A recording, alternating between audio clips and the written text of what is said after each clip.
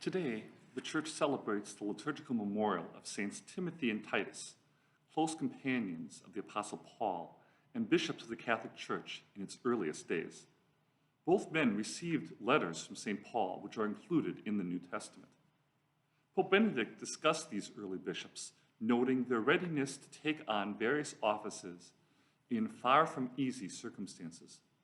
Both saints, the Pope said, teach us to serve the gospel with generosity, realizing that this also entails a service to the Church herself. About St. Timothy, and this is an excerpt from The Church's Year of Grace by Pius Parsh.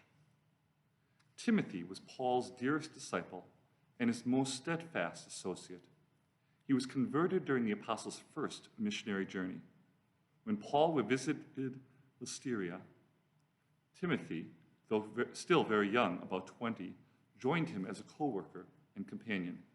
Thereafter, there existed between them a most intimate bond, as between father and son.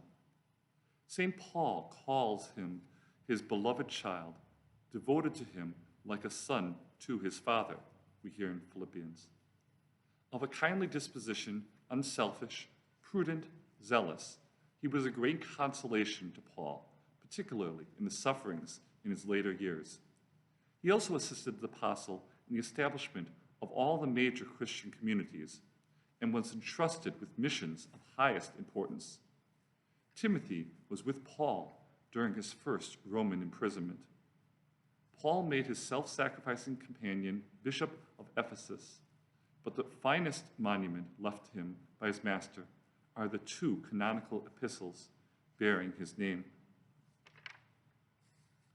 Regarding St. Titus, he was born into a pagan family and is said to have studied Greek philosophy and poetry in his early years. But he pursued a life of virtue and purportedly had a prophetic dream that caused him to begin reading the Hebrew scriptures.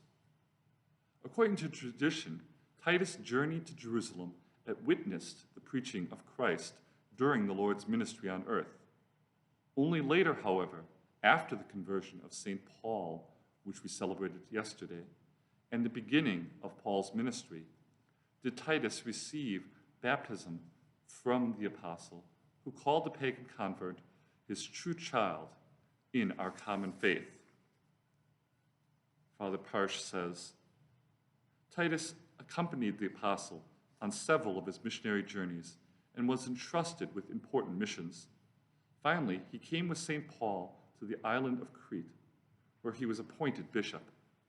He performed this duty in accordance with the admonition given him, in all things, show yourself an example of good works.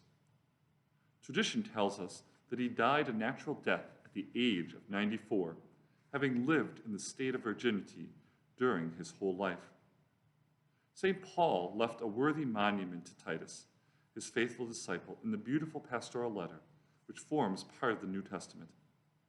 Today's feast in his honor was introduced into 1854.